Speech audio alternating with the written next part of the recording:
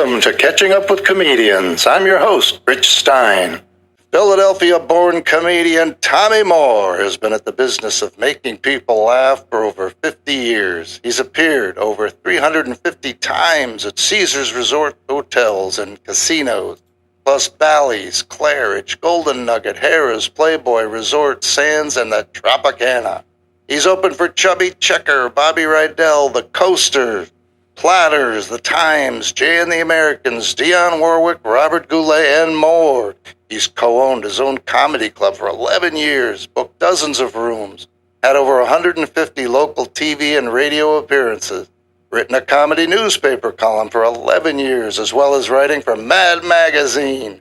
He's toured with the USO in England, Iceland, Germany, Wales, and the Netherlands, taught courses in the history of comedy at Philadelphia's Temple University, and co-founded the Moore Regional Hospital Clowns that visited over 1,500 patients a year.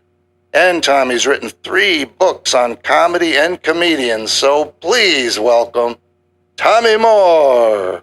Hey, did I do all that? No wonder I'm tired. I'm going to take a nap. Hold on. Okay, I'm back. Short naps are good. You know what I mean? I love those short naps. I love short naps. Hey, now today, Tommy, the topic is comedy, the good, the bad, and the ugly. And you've been around for 50 years, so I'm sure you've seen it all. Yeah. I got to start my favorite story, because this is a little bit of all 3, good, bad, and ugly, all right? It was my 350th appearance at Caesars. I get a standing ovation. After the show, a woman comes up to me, little old lady, must be 80 years old, white curly hair.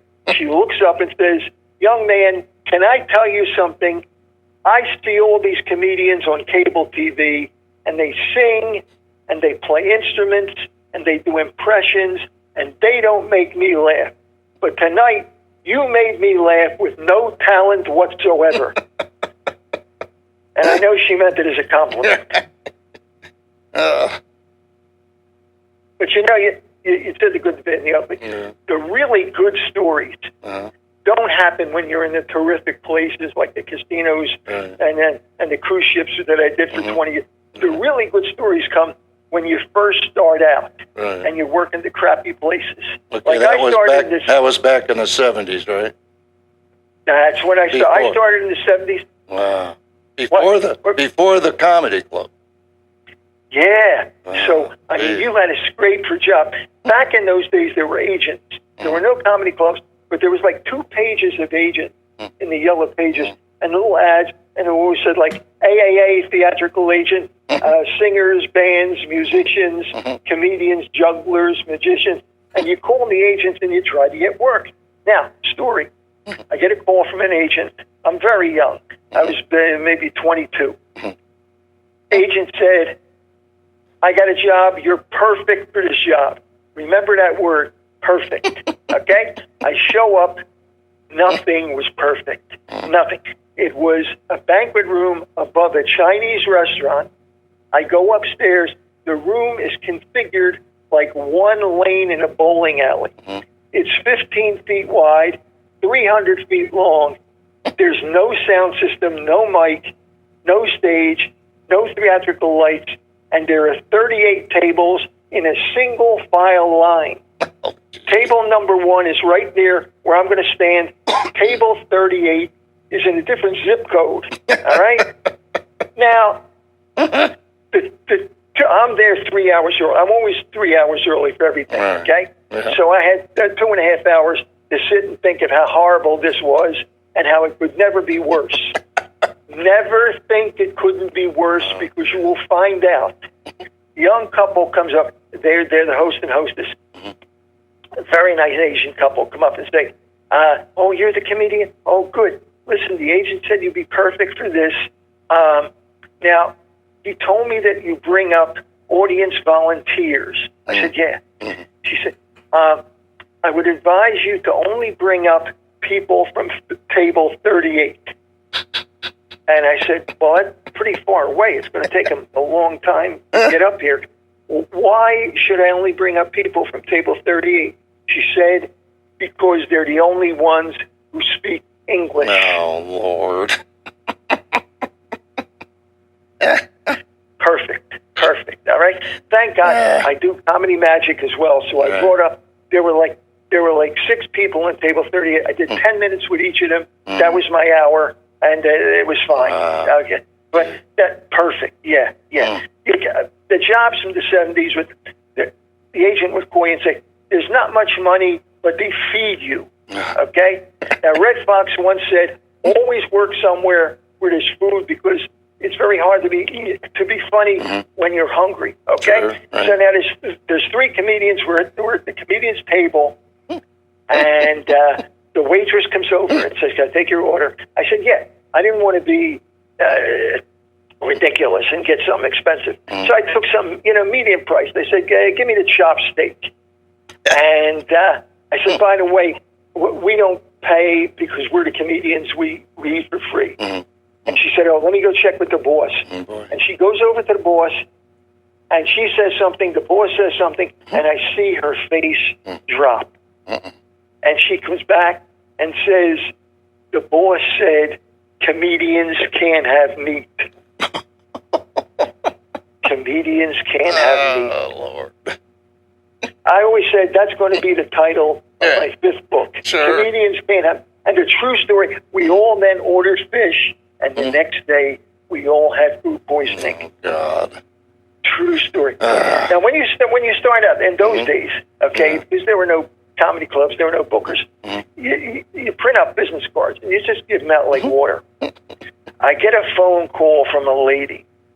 She says, "New Year's Eve, we have a party at my house. We can't pay you, but we can feed you." Now I'm holding back, laughter. And I'm like, "Ma'am, thank you, but New Year's Eve is a special night, and we do make a lot of money, and I appreciate it." She said, "Well, we can feed you." I said, "I appreciate it, but I really can't." She said, "I make a terrific potato salad." I said, "No, thank you very much." And she hangs up on me. She doesn't even say goodbye. She hangs up. All right? 6 months later, I'm working at a country club. I get a standing ovation, and a woman comes up to me after the show and says, "I'm mad at you." I thought she was kidding, I said, "What did I do?" She said, "No, I'm really mad at you." I said, "What did I do?" She said, "I tried to call you last year for my New Year's Eve party at my house, and you refused to do it. And I came here hoping you would be bad, but you're good, and I'm mad." And she turned around and walked away. You can't please everybody. Lord. But Typical. I always wondered about her potato salad. You did those banquets, and yet the banquet managers never know what's going on. They have no concept of anything. I did one banquet. I was supposed to go on at 7 o'clock. The food is always late. All right? It's like 7 o'clock, and she comes over to me and says, "You can go on now." And I said, "No, people are at the buffet line with plates. They're walking around with food." She said, "Well, you can go on now." I said, no, I can't because they're walking around with food and they're not paying attention." And she said, "Are you ready for this line?" Yeah. She said, "Oh, they have to pay attention?" Oh, boy. I felt like saying, "Let me ask you a question. People are walking around with trays of food. Why do you have forks and knives on the table?" She said, "Well, they have to eat." "Oh, they have to put the food in their mouth." "Oh, I didn't know." They make you crazy. Oh, God. Because there were no comedy clubs. So we didn't do things, we couldn't do things right, okay? Yeah. We worked a lot of the old-time supper clubs. They were run by the boys. And if you don't know who the boys are, think Sopranos and The Godfather, okay? Yeah. I did one. Thursday night was a talent contest, okay? And there were 4 singers and me, the comedian, all right? 3 of the singers sang Feelings. 1 sang You Light Up My Life. And then there was me. I won the contest. Wow. The girl who came in second was the girl who sang You Light Up My Life. And I think they only made her second because she didn't sing Feelings, all right? Now, the prize was you come back the next night, you get $50 and a paid show, okay? Ooh. Wow. I come back the next night, Friday. I'm 3 hours early. Mm-hmm. I'm always 3 hours early. And I look, and there's a padlock on the door. And there's police tape around the building. And I look in the window, and there's a row of bullet holes in the window. Oh. And then I realized the window was right in front of the stage. I don't know if I felt worse that I didn't get my $50 or glad that I didn't get shot. Okay? Yeah. But I never read anything about it in the paper. They covered it all up. Wow. And I never knew who did it. But I always had a feeling it was somebody who didn't like the song Feelings. Like that didn't bother me because I come from a rough neighborhood, you know. So that I knew all those guys. I mean, on my side of the street alone was 100 years off for good behavior. All right. Our neighbor had a parrot. She had a parrot that refused to talk unless his lawyer was present. Okay, so we did all these shows. We did one show in South Philly. They had posters all over the streets. Said Las Vegas nights, Thursday, Friday, and Saturday. Okay. Now, what we didn't know, that was a way of telling the people that it was a real Las Vegas casino. Totally illegal. Totally illegal. It was me, a singer, and a band. Thursday, Friday, Saturday. I walk in, and I said to the guy, "What time is the show?" And he says, "Don't worry about it." He said, "Let me tell you what's going on." He said, "We got a casino here. We got crab tables. We got roulette wheels. We got cards." He said, "If the police are going to raid the place, we fold up the tables and we put on the show. If they're not going to raid, we don't put on the show. You still get paid. Don't worry about it." All right. Thursday, no raid, no show. Friday, no raid, no show. Saturday, we come in. The owner's got him twisted. He's like, "Hey, you know, you guys been goofing off. You know, tonight there's going to be 2 shows." Okay, all right. So 8 o'clock, first show. Singer sings. Nobody's paying attention. They're playing cards. They're throwing craps. They don't want to hear a singer. Band plays. Nobody dances. They're playing craps. They're throwing. But I'm a young cop. I'm 22 years old. I'm gonna make them love me. I go out and I'm pounding away. I only got to do 15 minutes. I'm pounding away, and they start to laugh, and they're turning around, and they're applauding, and I walk off, and I'm victorious. And the owner comes up to me with a finger that looks like a cannon, and he points it in my face, and he says, "Hey, funny boy, you were good, huh?" I said, "Yeah." He said, "You made them laugh, didn't you?" I said, "Yeah." He said, "You know what they weren't doing while they were laughing?" I said, "What?" He said, "They weren't losing money." "Next show, you don't be so funny, okay? Or I'll pull the microphone out of the wall and wrap the cord around your throat." Welcome to show business, okay? After that training, you had very little problem falling in line at the so-called comedy club. After all that training. Ian, I mean, all those rooms, they were, at first, every one of those mob rooms was like block wallpaper and statue of Venus de Milo with the arms broken, and the owner broke the arms himself just to keep in practice, okay? I worked one place, true story. Guy comes up, there was a singer, a band, and me. And a guy comes up to me, a guy with like no neck, comes up and says, "I want you to tell the singer." They always talk like that, like they had a bad throat. "I want you to tell the singer to sing Bad Leroy Brown, Stagger Lee, and Mac the Knife." And it took me a minute to realize in all of these songs, somebody gets killed. So I went to the singer, Lynn Randall, best singer in Philadelphia. She was wonderful. I went to her, I said, "Here are the songs he wants you to sing. I think you should introduce it as, and now we're going to do our felony medley." Luckily, she knew I was kidding. She didn't do that, so we didn't sleep with the fish, okay? I worked one place, we were supposed to do 3 shows, 8, 10, and 12. She and the band did 40, I did 20, okay? Now, we go in, and there's only 2 people in a place, and then 2 more come. So there's 4 people in a place. There's 2 sitting at one table, 2 on the other end, on the total other end of the room at the other table. The guys were obviously connected because they had on suits made of chrome and pinky rings that you could flash and signal ships with, okay? Now, I'm in the back waiting, and Lynn's on. She sings. She said, okay. And remember, folks, when we're off, we're going to bring up a comedian, so you're going to have fun, you're going to laugh, and I'm ready, okay? All of a sudden, the maitre d' runs up to me and says, listen, don't feel bad. It's not going to be no 8 o'clock show. He said, just relax, we go 10 o'clock. I said, what's wrong with 8 o'clock? He said, you see that guy over there? That's a Mario. He don't like a comedian. So send up a note. There's going to be no 8 o'clock show. But don't worry, you still get paid. You still get paid. Okay. Now, I'm Italian, so I know. I just roll with it, you know.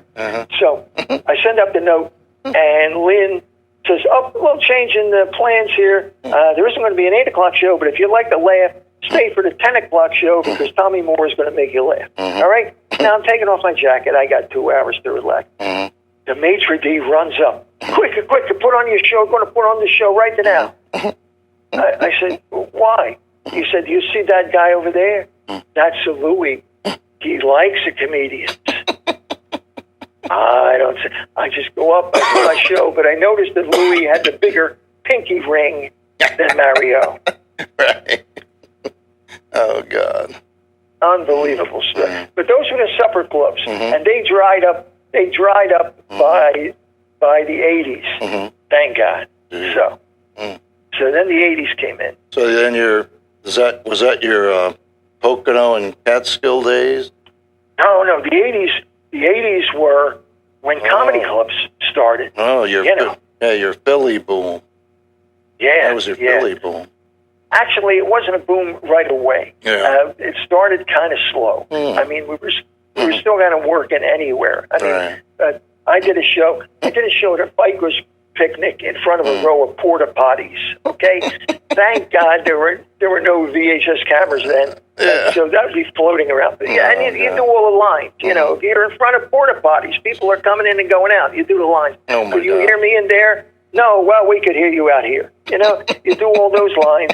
And I did a pool party, all right, where they put a plank over a pool, and I'm standing over the pool while people are swimming, okay? 2 of my friends, Grover Silcox and Clay Heery, actually did a show in the early 70s before the comedy clubs really hit. They did a show. Remember when there was gas rationing and certain cars could go, Mondays and Fridays? So the lines were like for blocks. Grover and Clay did comedy car to car, telling jokes while people were waiting to get gas. Jeez. That's I did a show once on a moving train. The agent called me and said, I got a great job for you. You got to do 3 shows, but they're only 20 minutes apiece, and you can do the same material every show. I said, oh, that's great. He said, I'll pick you up. He picks me up. He immediately locks the doors. I know there's trouble because you don't want me to get out of the car, okay? He said, now let me tell you about this. This is not a room. This is not a club. You're going to be on a moving train. What? He said, here's the situation. There's a train, and they have their dinner, but they don't have enough of a car to make dinner for all 3.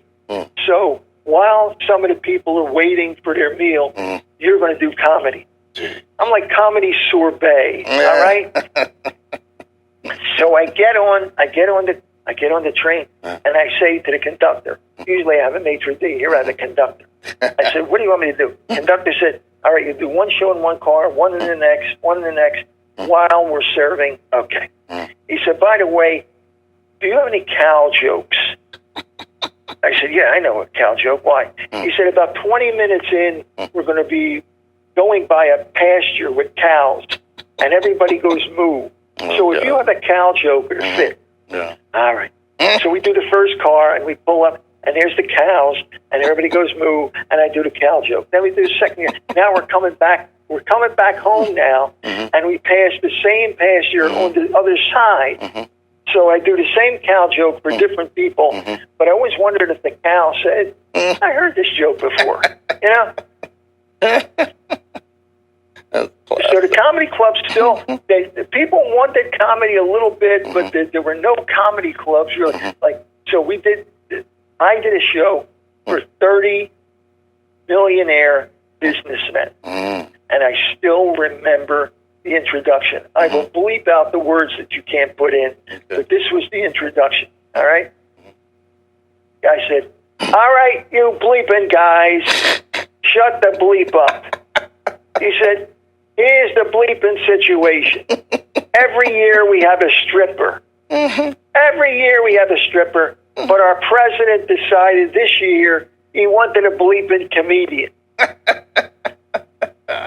And this guy better be good because he's costing us $300. Oh, jeez. Now, while he's on, Benny, our treasurer, will come to your table and get $10 apiece. Oh.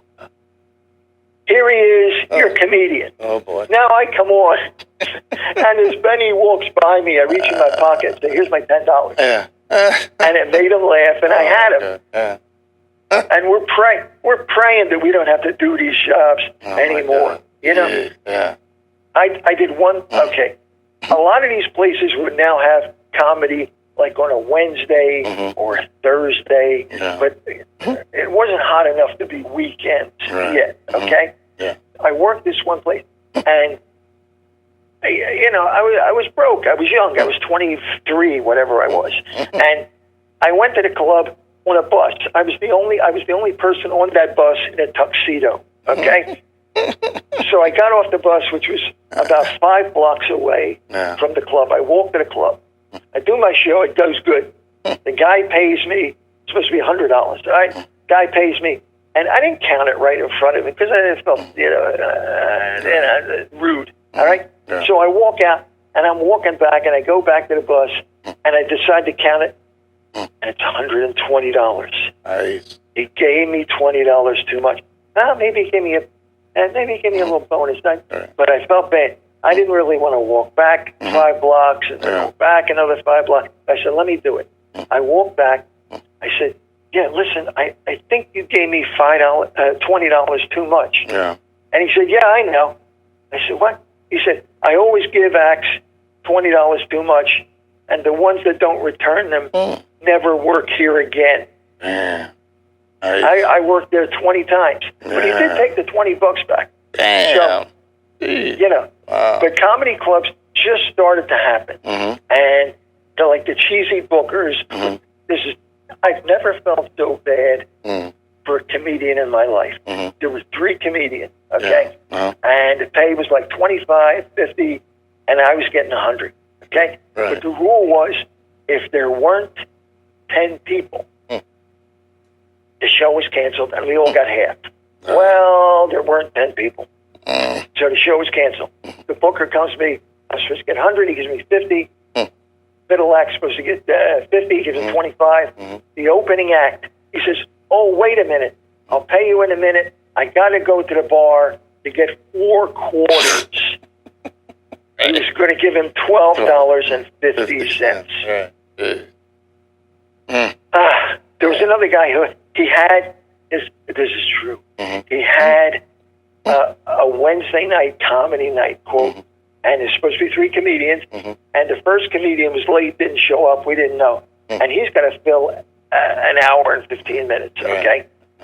So he gets up and he says, all right, ladies and gentlemen, before we start, we're going to have a joke contest. That's his way of killing 15 minutes. He said, I want 3 of you to come up and tell a joke. Nobody volunteered. Come on, folks. Nobody volunteered. He said, okay, I'll tell you what. We'll make it a real contest with a real prize. Whoever tells the best joke of the 3 of you gets $10. Nobody comes up. Oh, come on, folks, please. Finally, one little lady gets up. She says, I'll tell a joke. And she tells a joke, and they laugh.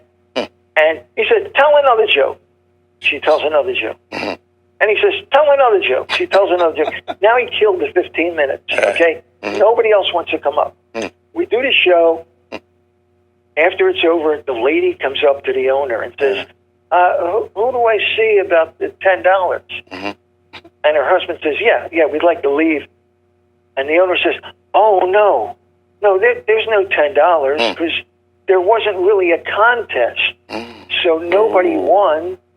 And there can't be a prize. The guy is screaming, we will never come back to this place again. And you wonder why some comedy nights didn't succeed. Right. You should have paid her. You should have paid her $30, really. Yeah. $10 a joke. So comedy just started to happen. Right. It started to catch on. And we were still doing the midweek nights because we didn't have a weekend yet, a weekend room. All right? And true story. One of the comics booked a room, and he said, I won't tell you what it's like till we get there. We get there. It's an urban cowboy bar. Oh, boy. With a mechanical bull and a rodeo clown who decides to squeeze his horn on our punchline. It was Vinny D'Angelo, me, and you remember Adrian Tolch from New York? Sure. She was great. Right. She was great. And we looked at each other and said, oh, my God, an urban cowboy bar. They turned off the mechanical bull. Thank you. Thanks for that, okay? Vinny goes up and he tells a few jokes. Nothing. And a guy with a cowboy hat walks on stage, puts his hand around Vinny and says, that's enough, okay, buckaroo? Now, I said to Adrian, look, we won't make him go up again. I'll go up, I'll bring you on, and then we'll get the hell out of here, all right? So I got up, I got maybe 5, 6 laughs. I brought Adrian up. She's a pro. She knew what to do. She did every cowboy joke, every Roy Rogers joke, and we got out of there. Now, we need comfort food. We need comfort food bad. We go to the nearest diner, okay? Now, this is not a heavily Semitic area. I think maybe Adrian and I were the only ones that had some Semitic blood in us. So we sit down, and we have a late-night breakfast. And they bring bacon and eggs for Adrian. And Adrian looks up and says, see, Grandma, I'm going to eat bacon. Ha, ha, ha. And she put her elbow down, and I swear to you, the fork flipped around, went up, and stabbed her in the chest. Oh, Lordy.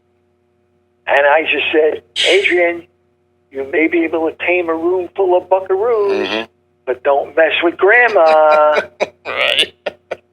Oh, Lordy. That's too classic. Grandma from one beyond. One of the comics booked a place. We pulled up. I think the place is called the There But For the Grace of God Go I Bar and Grill. We pull up. We are the only vehicle in the parking lot without a gun rack. We go in, the place is decorated floor to ceiling with Polaroid pictures stapled to the wall, and we look at the pictures and we realize this place has a 2 tattoo minimum. All right? Now, we say, where are we going to have the show? And the owner says, oh, right over there. Wait a minute, we can't have the show there. We got to move that pool table. So they're moving the pool table, and people are grumbling. Oh, we can't play pool? No. Can we play the video game? No, they're too noisy. They pull out the video game. Guy said, can we shoot darts? The MC heard the word shoot, and he thought about the gun racks, and he wanted to leave. I said, no, they're talking about darts. And he said, don't worry, we're going to make this look good. He said, we wasn't going to have comedians. We was going to have dwarf tossing. Let me explain. This is the most egregious, inhuman thing ever done in a nightclub. They used to get little people and strap them with handles and slide them across the floor. Oh, Lord. He said, we was going to have dwarf tossing, but them little guys is expensive. So we decided to have comedians. Yeah. All right. Okay. And so now he looks, he said, see, we got a brick wall for you and everything. Oh, boy, they thought they knew comedy. They had a brick wall. Then he said, oh, wait a minute, that don't look good. Because in the middle of the brick wall, there was an exhaust fan. He said, we got to do something, make that look like show business. He said, ain't we got a sheet in the basement?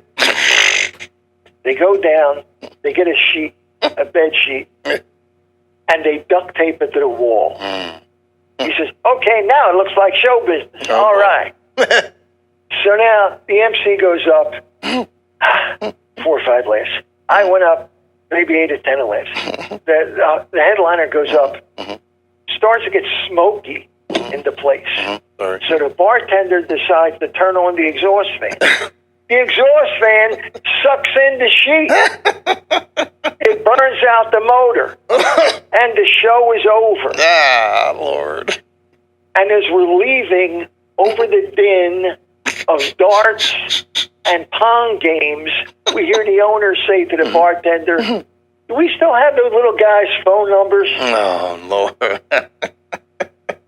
Oh, man. True story. I did a state fair once, okay? Oh, man.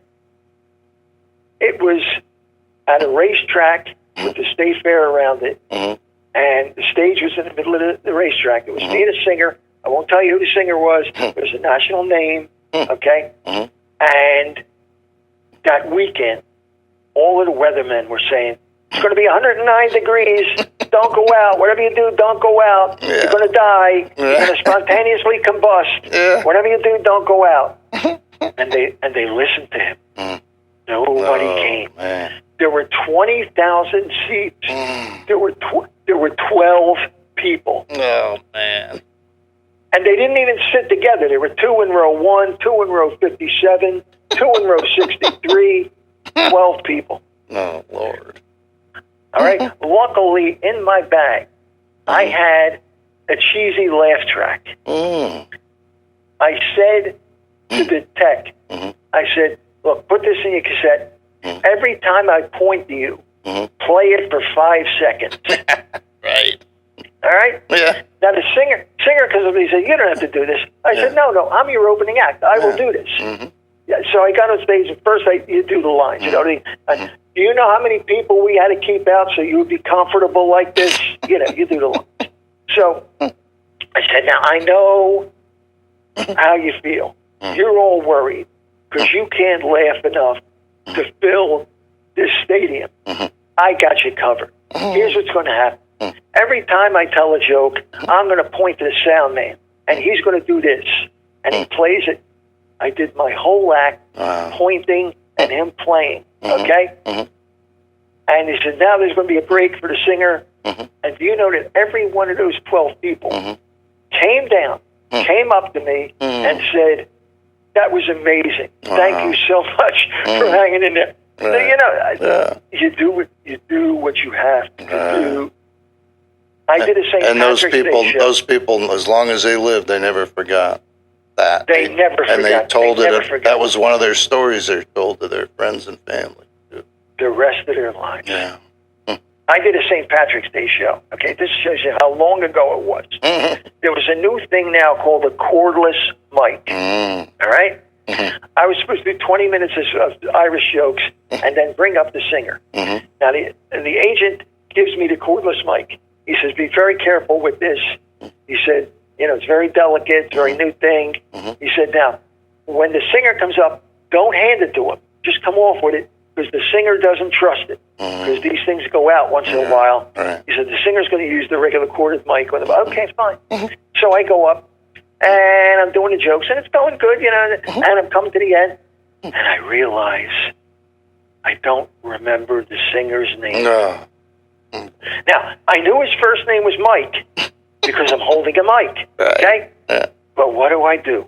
I thought quick. I decided to introduce him, blocking out every 5th word, so they thought that the mic was dying. And I said, ladies and men, I want to bring up your I think you're really going to him, and I want you to applaud him. Here he is, Mike. Man, and they applaud. Perfect. And as I come off, the agent said, boy, he was right. These microphones aren't reliable. Yeah, and they're really not. They're still not. They're still not. Mm-hmm. So we were sick of these goofy jobs, okay? Yeah. So we said, we're going to open up our own show, our own club. We opened up our own comedy club, 11 guys. We were called the Funny 11. It was the Comedy Factory outlet in Philadelphia. And we got nobody. I mean, nobody. Yeah. We would line up. The comedians would line up in front of the club. And people would walk by, because it was a hot area, and say, oh, there's a line for this place.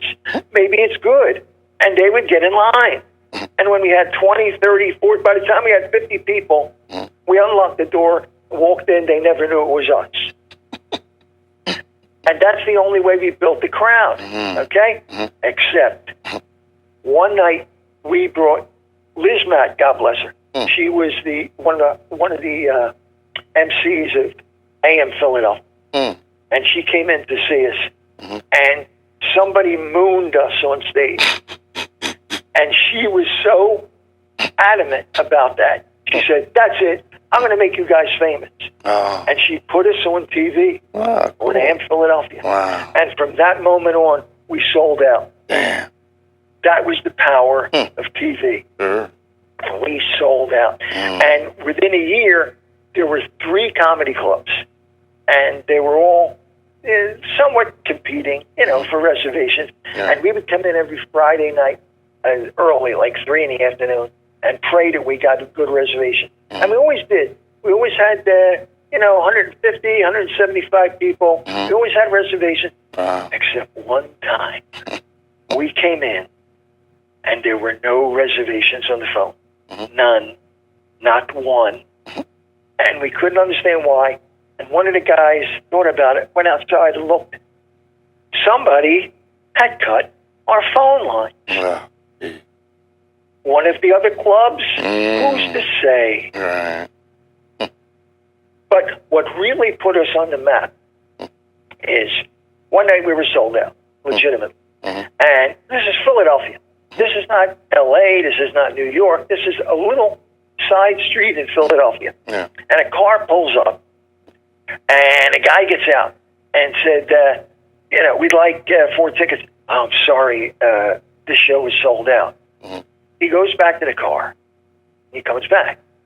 And he says, my friend in the car says, if you find us seats, he'll do a free show. We said, who's your friend? He said, Robin Williams.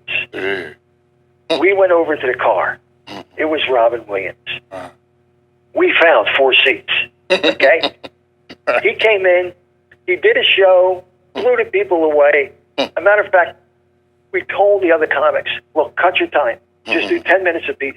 And they all did 10 minutes.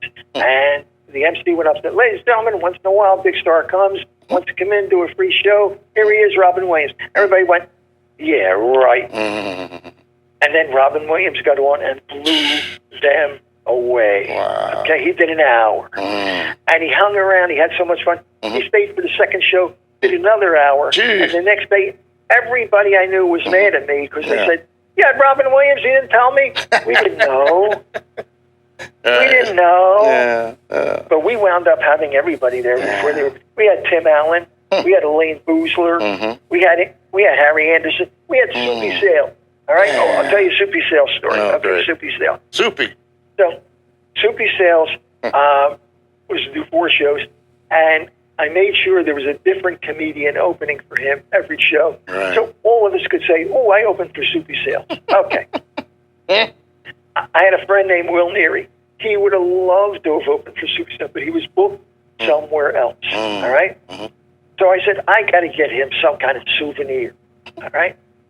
Soupy and I are downstairs. The club was upstairs. The only restrooms were upstairs, and Soupy had to go to the bathroom. But he said, I can't go up there because if I go up there, they see me, they're going to crowd me. The show is over. What can you do? Yeah. I said, wait a minute. I went into the kitchen, and I got a stainless steel pot. And I said, here, Soupy, do what you got to do. And he goes in the pot, and he's okay. Yeah. Now, we go up to the show. I empty out the pot. I wash it out. I can't put it back in the kitchen. No. So I gave Soupy a magic marker. I said, do me a favor. Give my friend Will Neary a souvenir. Wow. And he wrote, to Will, my pot is your pot, Soupy Sales. And to this day, Will Neary has that on his mantle. Wow. Nice. You know. But I couldn't just work my own club because people get tired of seeing the same people. So I by then there were a good dozen clubs in the suburbs. As a matter of fact, at one time at the height of Philadelphia Comedy Club, there were 22 comedy clubs. 22. Okay? So there were plenty of bookers to call. I booked one guy who had 4 rooms. Okay? And I said, look, I said, oh, yeah, I know who you are. He said, but here's the thing. The first time you work for me, you got to be the opening act. Oh, boy. I said, I'm a headliner. He said, no, first time you got to be the opening act. Well, he had 4 important rooms. So I bit the bullet, Okay. So I go in, and I say to the manager, yeah, I'm the opening act. And okay. So I go up, and there's a table right up front with 6 chairs. 5 of them are empty. One guy is sitting by himself. Now, I'm not a Don Rickles guy, so I don't say anything. I don't embarrass anybody, all right? I start doing about a minute and a half into my act. The guy gets up and runs out. I don't say anything. A minute later, the guy comes in with 5 other people. They all sit down. I don't say anything. I do my 15 minutes. I come off. The manager says to me, can you do 45 minutes like that? I said, yeah. He said, tomorrow night, you headline. All right, good. Nice. Now, I can't let it go. I had to find a guy. I just said, what was that? That you got up and ran out? He said, you don't understand. My friends and I come here every week, and the first guy always sucks. So they wait at the back bar, and they come in about 10 minutes later. He said, I saw you. I ran out, and I told them, oh, come in quick. The first guy doesn't suck. And I always thought I should write a book, and the title should be "The First Guy Doesn't Suck." Right. Comedy gold, right there. The first guy doesn't suck. Yep. Okay.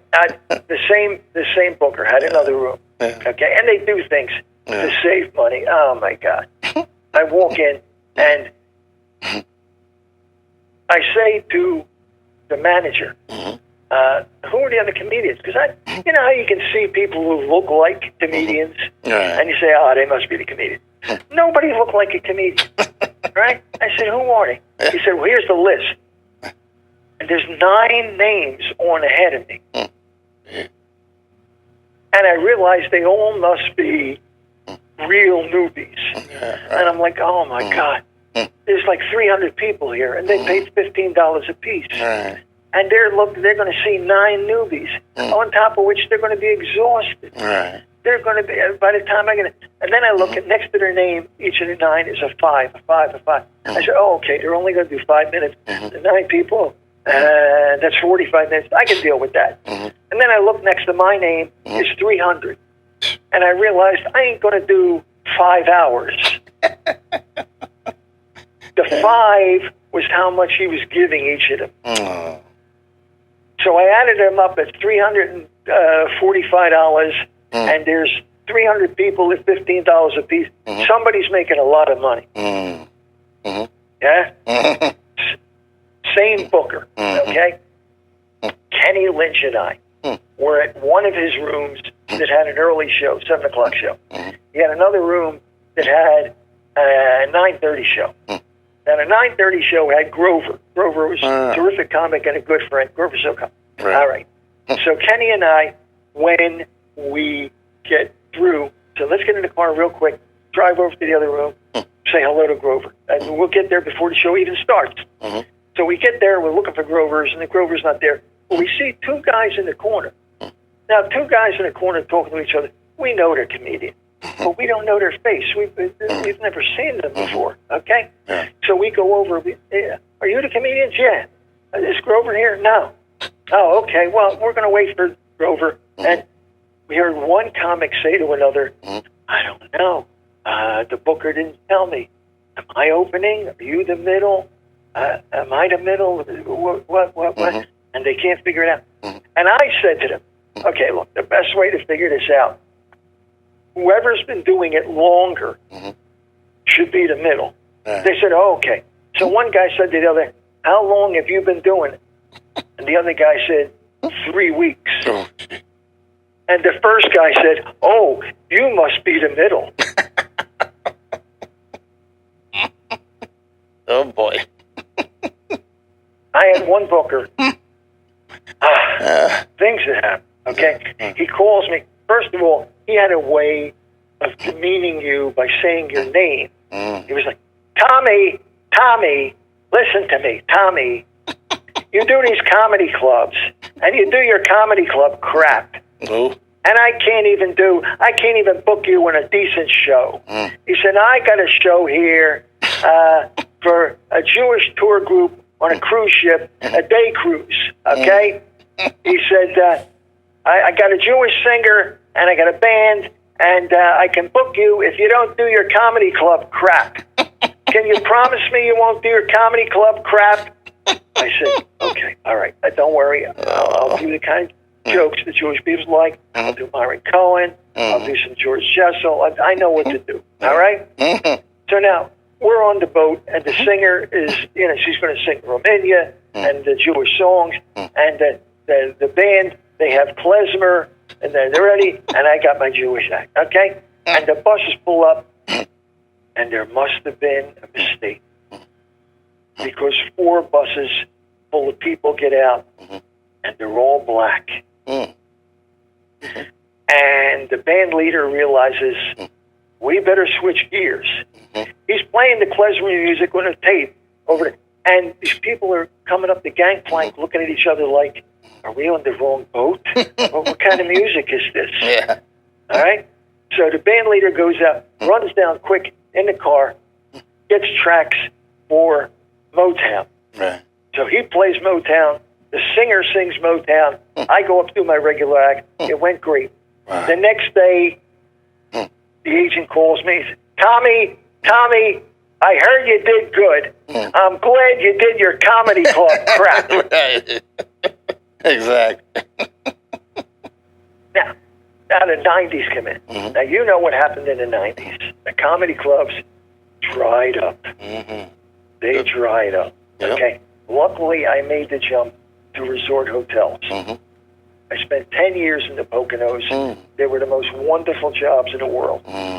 But the first time I was at Caesars, okay, I mean, you're nervous, even though you've been in the business and you know your stuff, you're nervous. And I pull up, and I go in, and Frank, who was the sound man, says to me, you're the comedian? Yeah. He said, I don't envy you. Why? He said, you're following Andre and Sorrell. I don't know who they are. He said, they're the best act in the Poconos. They sing, they dance, they tell jokes, they do impressions, they have hats, they have props. They throw the kitchen sink at the audience. All right, well, I'll do the best I can, that's it. Now, usually I'll watch. Yeah. I'll watch the act before me. I was so psyched out, I didn't want to see them. Right. So I stayed in my room. They did the 9 o'clock show. I came back for 11. I was there 10 minutes for 11. Okay. I got on. I did my show. I thought I did okay. I walked off. There's nobody there to say anything to me. There's no entertainment director. There's no social director. There's no assistant social director. Nobody. So I just go back to my room and go to sleep. And I get up the next day. I figure, let me go to the entertainment director's office and just say thank you for having me, and I hope you can have me back. That's what I did. Tony Bell. I went. I said, yeah, Mr. Bell, thank you for having me. I hope you can have me back. And he said, why do you say that? I said, well, I hope you can have me back. He said, come in my office. I felt like a kid in the principal's office. Like, what did I do? He said, I'm calling your agent. Okay. Calls my agent. He says, I'm going to put you on speakerphone. All right. And I'm sweating. Like, what's wrong? Yeah. And he says, I had Tommy Moore in my office, and he said he would like to come back. Why did he say that? And the agent says, well, it's early in the morning. I didn't call him and tell him what happened. I'm sweating. He said, do you want me to tell him, or do you want to tell him? The agent said, well, you can tell him. He says, all right. He hangs up. Tony Bell says, while you were still on last night, the staff and I had a meeting, and you're booked for the next 52 weeks. And I looked up and said, thank you, God. Here I thought I was in trouble, and I wound up doing over 350 shows at Caesars. There was a great social director there, and I got to pay tribute to him. You'll understand the balls it took to do this. His name was Billy Frost. God bless him. One night, this was at Caesars Pocono Paradise Street, and it seated about 650 people. But it was a Monday night, and they would have comedy Monday, Friday, and Saturday. And for whatever reason, it was a weeknight. There were only about 100 people there, and there were 4 levels, about 150 people in each level, and everybody decided they wanted to be on the top level. So there's nobody down front. Billy Frost gets on stage and says, okay, folks, before we start the show, I want to ask everybody to come down front. Nobody comes down. He said, no, come on down front. Come on down. Nobody comes down front. He said, folks, it'll be a lot more enjoyable if you come down front. You're right near the comedian. He can talk to you. You'll really enjoy it. Nobody comes down front. He folds his arm and says, let me put it this way. Until everybody comes down front, there ain't going to be no show. Nice. Little by little, they sheepishly come down. Okay? Except for 2 people who decide to stay up in the top level. He keeps his arms folded and stares at them. Now, everybody stares at them too. And they finally come down. And when they come down, he says, okay, now we'll start the show. Wow. I realized they were all a little bit tense. So what I did was I ran around back, and I came in through the audience. And I said, don't feel bad. He forced me to come down here too. And they laughed, and I had it. But you know the balls that day. I mean, he stood there with his arms folded for maybe 3 minutes. It felt like an eternity. But he was in control. God bless Billy Frost. Wow. God bless him. God bless him. Really? But I had a similar situation. When the social directors are good and they know what they're doing, they warn you about things. Okay? Split Rock Lodge. I'm there Saturday. There's a comic Friday, and I walk in, and it's a real noisy bar on the side and nice tables down front. Okay. And social director comes over to me and says, listen, I'm warning you right now. He said, last night the comedian had a lot of trouble. We got people at the bar who just want to talk, and they're loud. They wouldn't listen to him, and they wouldn't shut up. I said, oh, thank you for telling me. I really appreciate it. I said, hold the show up 5 minutes. I went to the bar, and I started doing magic tricks for them individually. All right? Now they introduce me, and when I come on, they're like, oh, this is the guy who did tricks for us. We'll be quiet. And it worked. And the guy said, you're a genius. I said, no, genius, you're a genius for telling me what to expect. Otherwise, I wouldn't have had to. So I was there. I was there every Friday for about a year. Okay, and there was always about 300 people, and they would come in, see the show, and they would leave. And at the end of the year, he said to me, no offense, this is not because of you. He said, all the other comedians are going to be told the same thing, but we're probably going to discontinue comedy. I said, why? I said, the people come in, they enjoy the show. He said, yeah, but they're not drinking. He said, if I wanted to have a show with people not drinking, I can have it in a parking lot. I said, listen, you want the people to drink, here's what you do. You have bowls? Yeah. Can you get popcorn? Yeah. Put bowls of popcorn on the tables and salt them heavily. They will drink. Yeah. He did it. They drank. And he said, Tommy, you just saved comedy. And I was there for another 4 years. Damn. So salt saved comedy. Damn right.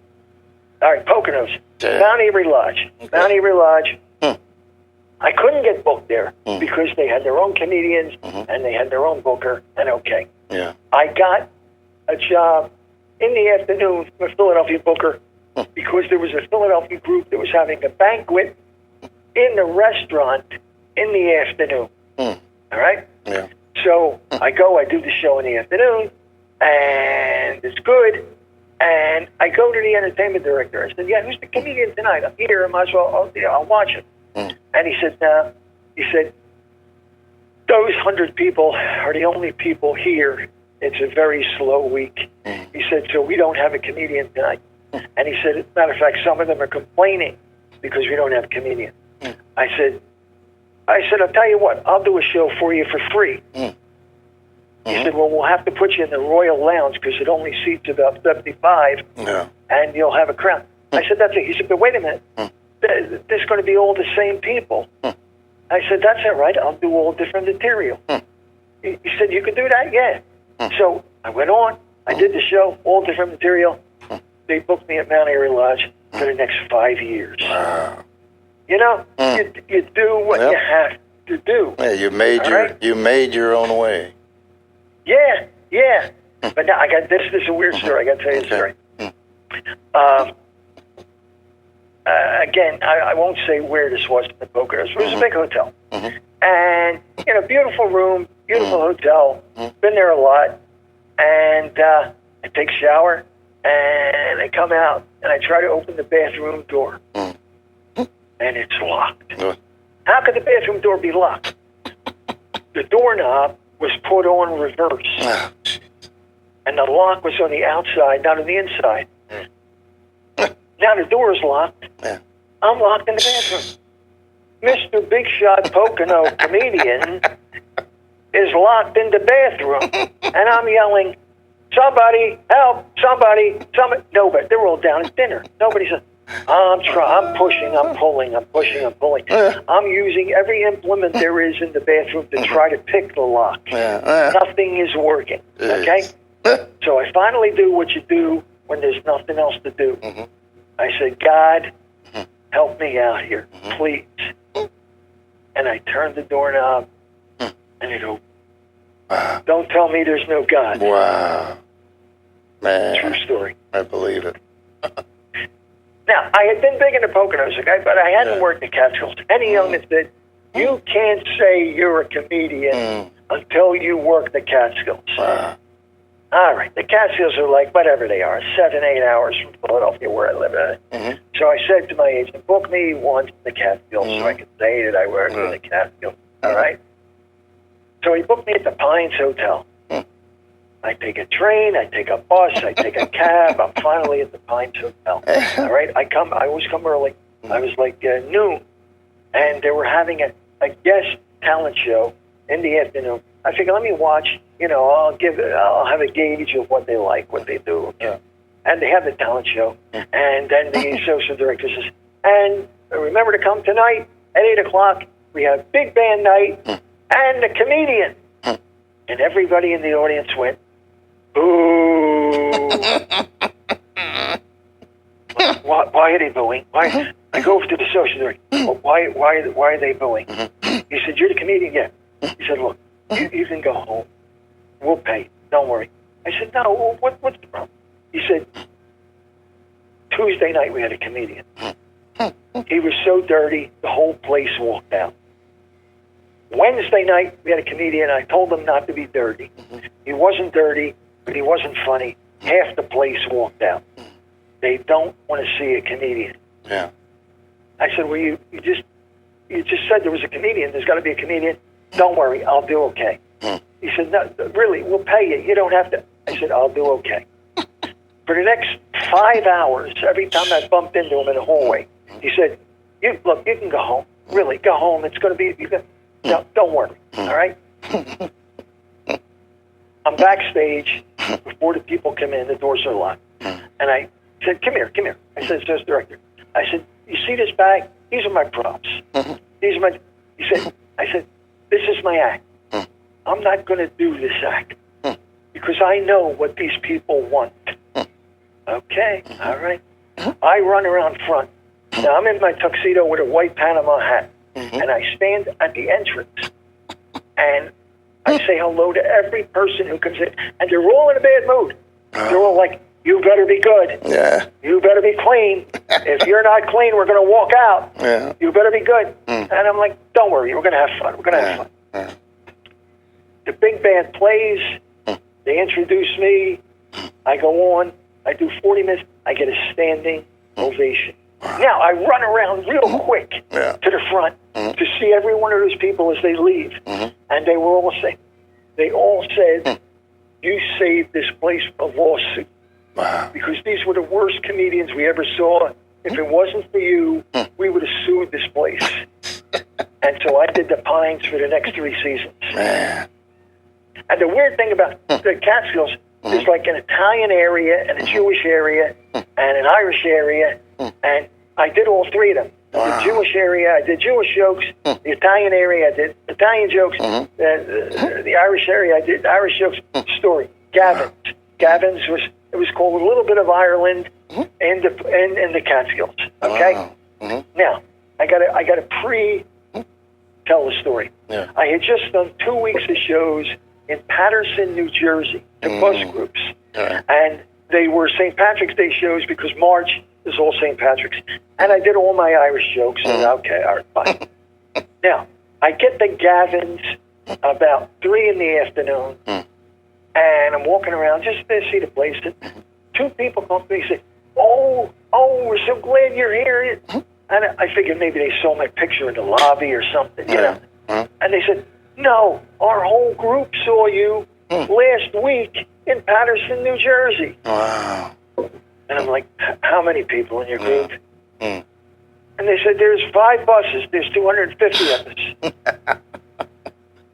I said, did everybody in your group see my act? And they said, no, not everybody. But the ones who didn't see it, we told them your jokes on the bus on the way up. I now have 4 hours to put together a new act.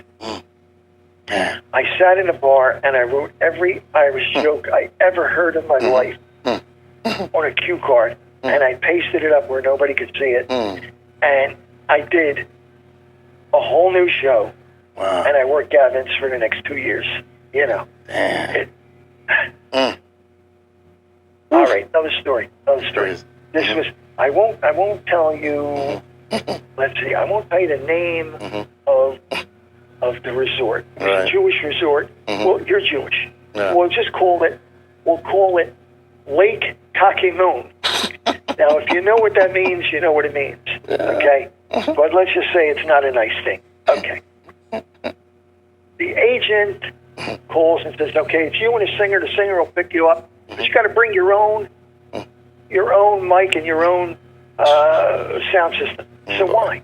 He said, theirs is going to be in use. Okay. We pull up to the place, and we park right near the nightclub. And social director, who's supposed to be in the hospitality business, says, you can't park here. We're the entertainers. I don't care. You can't park here. Jesus. All right. So we go over and park somewhere else. And we come in and we look. And there's a sound system, but the microphone is in the middle of the aisle. And we said, why can't we use that? Because we're using it because tonight is debate night. What? Debate night. Before you go on, we're having a debate. And tonight's debate is, should we be in this war? Oh, God. Oh, nice.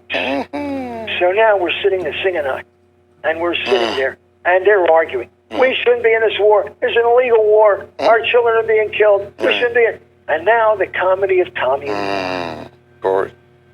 I go up, and the first couple of minutes are icy, all right? But I wear them down, and they're great, and I get a standing ovation. Wow. Now I'm looking, my eyes are just looking for the social director to bring him up, to bring up the singer, but he's not there. So I bring up the singer, singer sings, and we leave, okay? Next day, the agent calls me and says, Tommy, they refused to pay you, Tommy. Why? They said you didn't do good, Tommy. I said, I got a standing ovation. He said, I don't know. They said you didn't do good. I said, I'm going to call. He said, I don't call. They're mad. I don't want you to call. I said, look, I know the name of the place. I'll look it up in the phone book. I'm going to call. He said, all right, you're going to make trouble. I called. I asked for the social director. I said, listen, this is Tommy Moore. I was a comedian last night. I said, what's the problem? He said, well, you seem like a nice guy, but you didn't do good. I said, I got a standing ovation. He said, not what I saw. I said, what did you see? He said, I saw the first 2 minutes and I left. I said, listen, do me a favor. Do yourself a favor.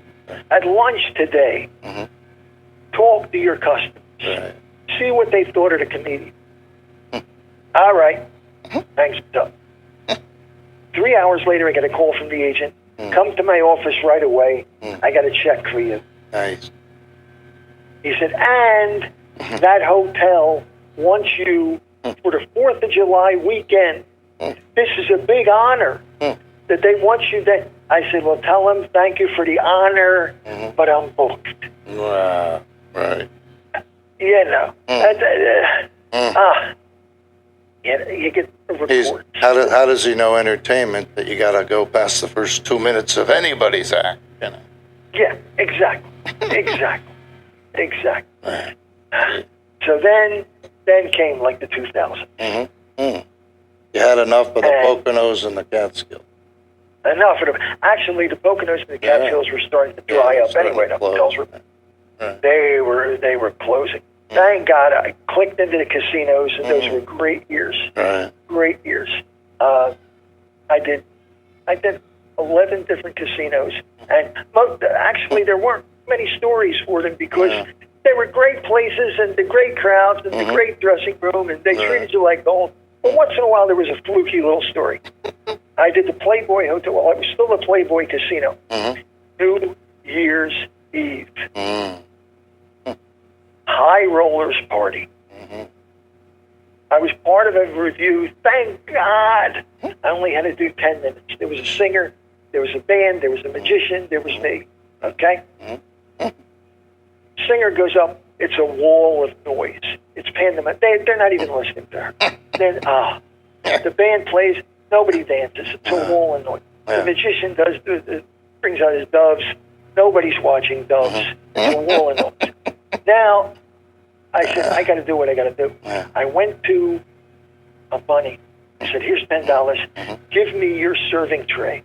She gave me the big metal serving tray. And when they introduced me, I threw the serving tray in the air.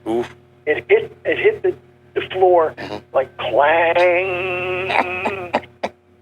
Complete silence. I did my act. I got applause. I got paid. Thank you very much. You know? But usually the casinos are fantastic. All right.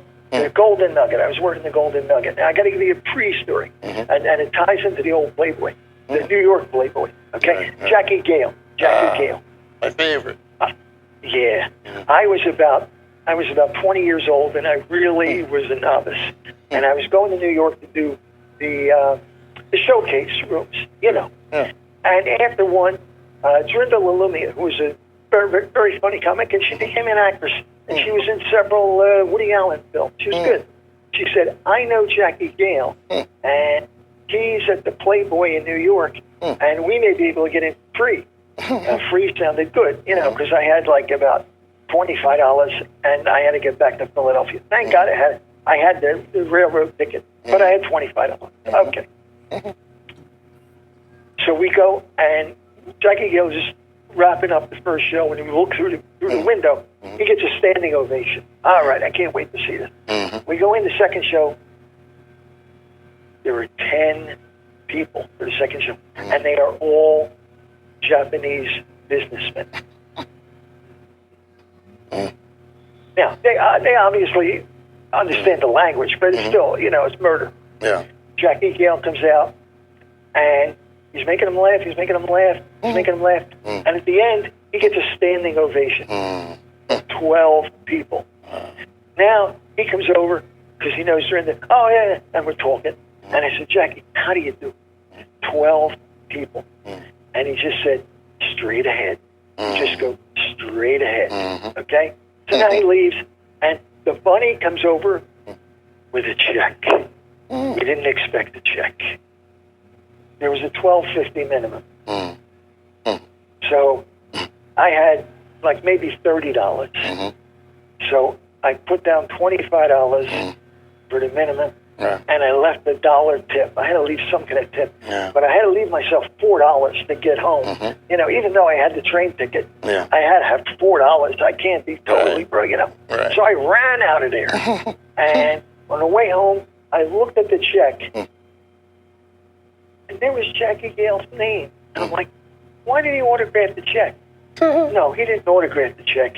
He signed for the check.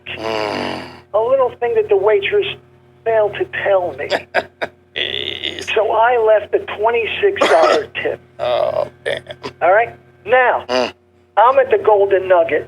Jackie Gale is at the Atlantis, which had been the Playboy. All right? And we go to lunch, and I tell him that story. Okay? And after I tell him the story, he said, all right, tell you what. I'll pay the check. You leave the tip. True story. Hey, because I'm a trivia nut, what was the girl's name who was in the Woody Allen movies? I didn't get it. Trinda Malumia. Brenda, Yeah. wow. Yeah, I'll have to check her out. That's the name, boy. That's the name. Yeah. All right, Tropicana. Tropicana. I go to do the Tropicana. The first time. First time I ever did it. And again, I always show up 3 hours early. And I'm in the back. And all of a sudden I get a phone call. Panic phone call. Panic. A friend of mine who's doing a cruise ship, a local cruise ship, a day cruise out of Philadelphia. And he said, Tom, you got to help. He said, these are all old people. They're old. He said, they're not going to like my act. What could I do? Now, my original act, what I was doing, the supper clubs, and, for the boys, was all like street jokes. Italian jokes, Irish jokes, Jewish jokes, doctor jokes, and duck walks into the bar joke. So I, like a Rolodex in my head, I start telling him all these jokes. I said, this is what you should do for them. And I do about 40 minutes of jokes. And he said, oh, Tommy, thank you. I owe you big time. All right. Now I walk out on stage at Tropicana, and I notice there are no steps to the stage. Now half my act is bringing up volunteers. They can't come up. I can't go down. But to show you divine providence, I now had something to fill like 20 extra minutes because I had just reviewed all those old jokes that I told 30 years before. And I was safe. So things happen for a reason. Yeah. The Sands. Okay. I did the Sands. Now, this is the difference between show business, because you never know what you're going to get. I did the Sands with the coasters, okay, which we walk in, and it was beautiful. We had our own dressing rooms. Our dressing room had a shower. There was a woman who came in and asked if she would like me to press, she would like her to press my tuxedo. This is class all the way, okay? The next night, I'm working with the Platters.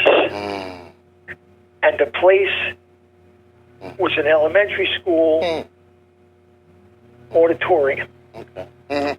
There were no dressing rooms. The only room that was open was a kindergarten classroom. We're sitting little kindergarten chairs with half our ass on the chair and half hanging off. And I said, wait, this doesn't feel like show business to me. So I went up to the blackboard and I drew light bulbs around the blackboard like it was a mirror. I said, now I feel like we're in show business. And that's it, you know. One night it's gorgeous, the next night it's caca, you know. Crazy. But I got to work at the casinos and everywhere else with all of my childhood stars. I mean, I worked with Bobby Rydell and Chubby Checker and Jay and the Americans and Dionne Warwick. Bobby Rydell, okay, Bobby Rydell. Right. We did 2 shows. This was at the Dover Downs Casino. Okay. And 2,500 people every show. Wonderful, beautiful, everything wonderful. After the shows are over, we're looking for something to do. And we said to the guy, you know, what's there to do after midnight? And he said, the only thing that's open is Walmart. Now, Bobby and I are both city boys. We had never seen a Walmart. We said, okay, we'll go to Walmart. So our driver takes us in a van. We go to Walmart. We're walking around Walmart with our little shopping carts. And I look up at Bobby and said, ain't show business glamorous? Chubby Checker. Chubby Checker. I worked with Chubby Checker the first time I worked with him. And I had to break his balls because Chubby Checker got away with murder. He's got the twist. He did the twist 3 times in a row. First he did the twist, and then he said, I'm going to teach you the twist. And he sang the twist again. And then he said, I want to bring some people up and see if you learn the twist. And he sang the twist again. And I said, you got away with murder. You sang the same song 3 times. I said, and his band is laughing. And the band, and when he leaves, the band comes to me and said, we dare you to do the same joke 3 times next show. Okay. I said, they said, we'll pay you $100. I said, okay, all right, you got it. I walked on stage, and the way I did it was this. I said, ladies and gentlemen, I see you're a big audience here. Maybe not all of you can hear me. I'm going to do a joke for all 3 parts of the audience. Okay? So I said, okay, 3 guys, we're in a bar. And then I went to the middle. I said, 3 guys, we're in a bar. I went to the end. I said, 3 guys, we're in a bar. I told the whole joke that way 3 times. I got a laugh. I made $100 on the bet. And, you know, I had to do it. I just had to do it. And Chubby laughed. Chubby was like, you got balls. You got balls, kid. But you're the consummate pro. You found a way to do it, so it was still clever. You know, you weren't just telling the same joke 3 times in a row. It was desperation. You know, Jay and the Americans. Okay, Jay and the Americans. I go to this was at the Mountain Laurel, and I hadn't worked with them before, but it was 4th of July weekend. Jay and the Americans, big on the poster. My name ain't even there. They don't even know I exist. 1,500 people, okay? And his manager comes up to me and says, you good? I said, yeah, I'm pretty good. He said, can you do 45 minutes? I said, I'm only supposed to do 15. He said, yeah, but here's the situation. Jay is sick as a dog. He's got a bad throat. He's got 104 temperature. He said, we're contracted to do an hour show. You were going to do 15. He was going to do 45. He said, if you can do 45 minutes, maybe he can get by with 15 minutes. This magic moment. Yeah. So now I said, okay, I'll do what I can, you know. I said, ladies and gentlemen, welcome to the Jay and American show. And before Jay comes out, your comedian, Tommy Moore. And 1,500 people went, boo. And I woke up to the microphone and I said, do you know what a thrill it is to hear 1,500 people go, boo, and they laughed. And I did 45 minutes, and they were great. Wow. And then Jay came on, and God bless him. He sang his 5 big songs. He hit every note perfectly. Right. But at the end of 15 minutes, he walked off. Yeah. Now the audience is looking around like, what the hell was that? He did 15 minutes. And the manager said, let's just get out of here before there's a riot.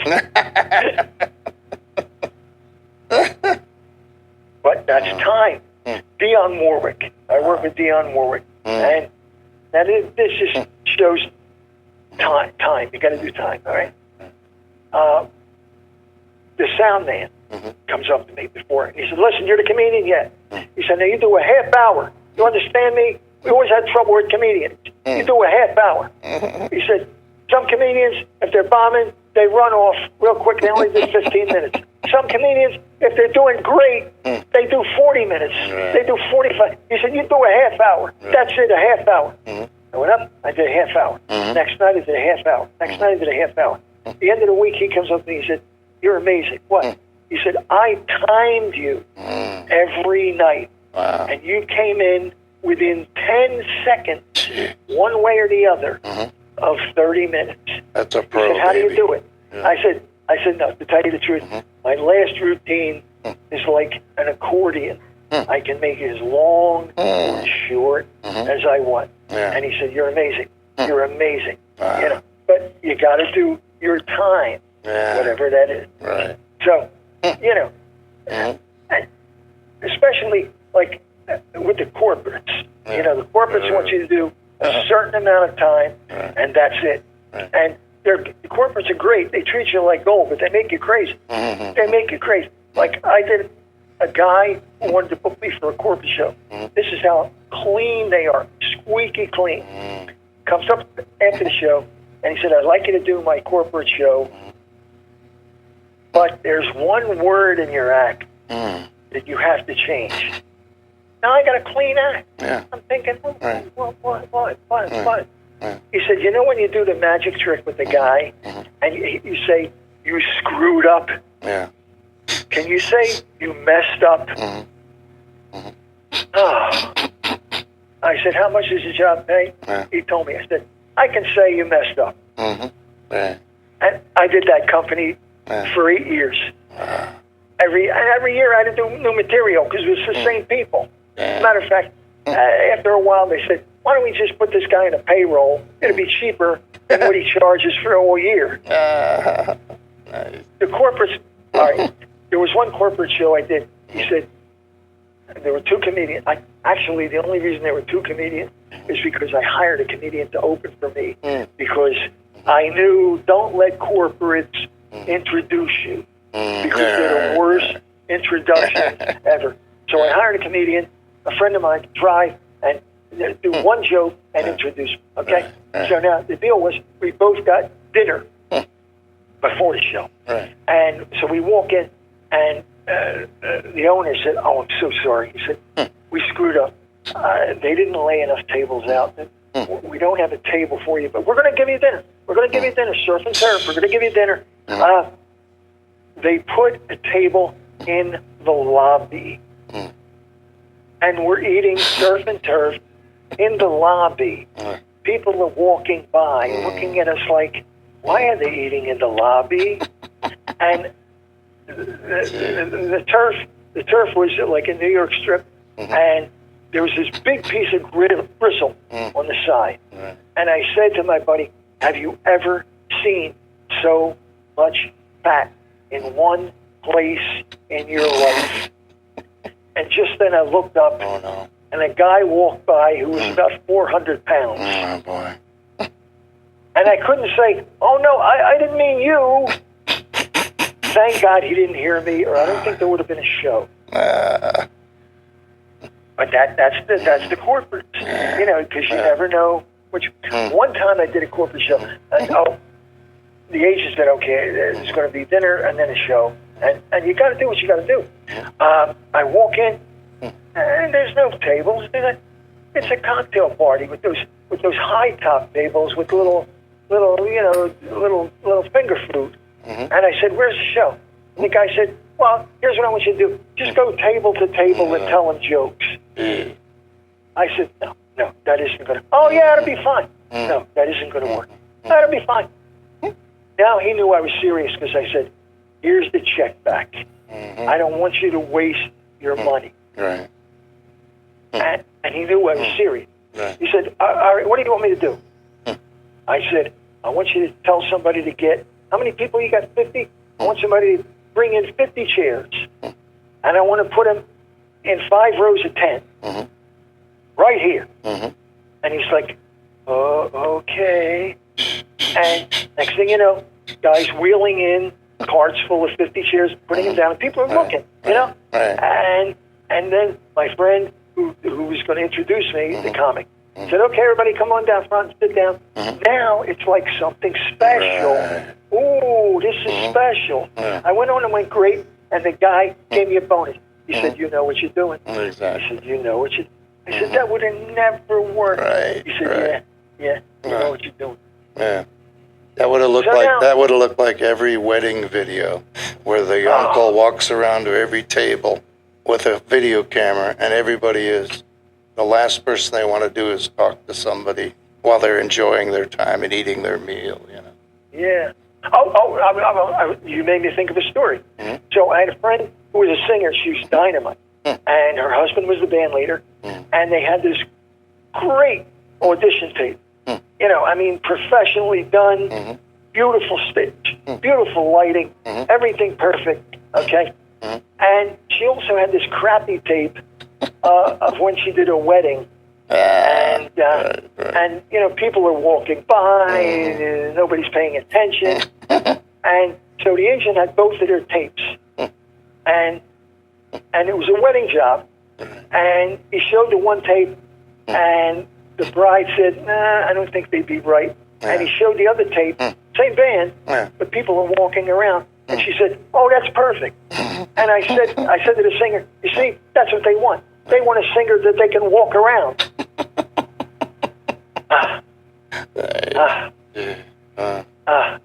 You can't win. But now I'm doing the senior shows, and they're the best. They're the best because they're attentive audiences, and you know, I'm a senior, so I mean, my last birthday cake, there were 12 candles on my piece, okay? So I know what they want. I know who they are. And, you know, I mean, they're senior. I did one show, the average age of the audience was deceased, okay? You don't put a glass of water down and come back, there's teeth in it. I did one show, there's a prostate convention right up front. It's hard to make people laugh when they can't pee, okay? But they're active seniors. We had one couple who was 80, 85. The groom was 85. The bride was 80. They had just gotten married. They spent their honeymoon getting out of the car. The bridal registry was at CVS, okay? The groom drank champagne from the bride's slipper, almost choked to death on the corn plasters. Yeah, no. I mean, they wrote their own wedding vows. They didn't say I do. They said, we'll try. So you do all these seniors, and they're wonderful. They're wonderful. Because, however, I did one where a woman came up to me after the show and said, you are the best comedian. This was like a condo meeting room, okay? And she came up to me and said, you are the best comedian we have ever had. I'm definitely going to request they bring you back. But next time, don't come during Wheel of Fortune, because that's my favorite show. Lordy. You gotta have priorities. Yeah. But it's funny, I'm doing the seniors now, and that was one of the first things I did when I was a kid, when I was 20 years old. I remember this story, and I'll leave you with this story, okay? I was a young kid, I was 20, and the agent books me to do this Jewish Senior Center. And they never tell you where, it's not far, it's right over the bridge in Jersey, it's not far. And then you find out it's like an hour and a half away. And by the time the bridge tolls and gas, you blew half the money, and the money was crap in the first place. Okay? Yep. But I'm 20 years old, so, what do I care? So I go there, and my friend who's going to introduce me, we're in a crappy car with a broken window, with no air conditioning, and it's 90 degrees, okay? And we pull in, and here's all these seniors, and they're looking at me like, who is this kid? And I'm like, oh, I'm dead. Because these people have seen the greatest entertainers in their lives. I mean, they've been everywhere, they've seen everybody, and now they got this 20-year-old kid, all right? So I go in, and I just say, I gird my loins, and I go up, and I do my show, and they start to laugh. And they're laughing, and they're laughing, and they're laughing. And at the end, they give me a standing ovation. And earlier, I had looked at the place, and I looked at the broken mirror, and I looked at and I said, what am I doing with my life? What am I doing with my life? You know? And they give me a standing ovation. And I look, and right up front, there's a guy with a short sleeve shirt, and I see on his arm numbers tattooed. And I knew what that meant. He was a survivor of the death camps. And at that moment, I couldn't see the standing ovation. I couldn't hear the applause. All I could see was those numbers on that arm. And I said to myself, 20-year-old kid, if I can give this guy who has seen such horror an hour's worth of fun, I know what I'm doing with my life. Wonderful. Wow. That was 50 years ago. Man, amazing. What a story. Ooh. Man. Tommy, you were my very first guest, and I wouldn't be here without you, and I'm going to have you on once a year, every year, just for me and for all of your many fans, because you're showbiz royalty in my book, man. Thank showbiz you, royalty. Thank you. It's been fun. It's been a ball. You know, it's the greatest job in the world. You're the party every night. You're the center of attention. The people laugh and applaud, and then they pay you. Yeah, right. Doesn't get any better than that. Hey, I don't know. I know you've written 3 books. We can mention them briefly, but I'm going to put them on the Facebook page and on all that stuff. Yeah, thank you. So I'll put it on there, and we'll give you. I wrote we'll the book give you a because big everybody said, go ahead. Everybody said, you got all these stories. You got to put them in a book. So I wrote 3 books, and those stories and a lot more are in those 3 books. So. Wonderful. Well, thank you for having me on. Happy birthday. Thank you, Tom. Yeah. It's been great. Hey, I want to maybe stay on like all showbiz people. I want to say, if you could just stay on for a second after I kill the recording, Yeah, we'll go to the diner. Let's go to my uncle used to own the Green Comet Diner in Fairfield, Connecticut. So my dad lived and died for diners. He loved his diner. All right. I want to thank once again the great Tommy Moore from Philadelphia for blessing me and my audience with another great, just so many stories. Just wonderful. You're the best. Happy birthday again. Thank you, Tommy.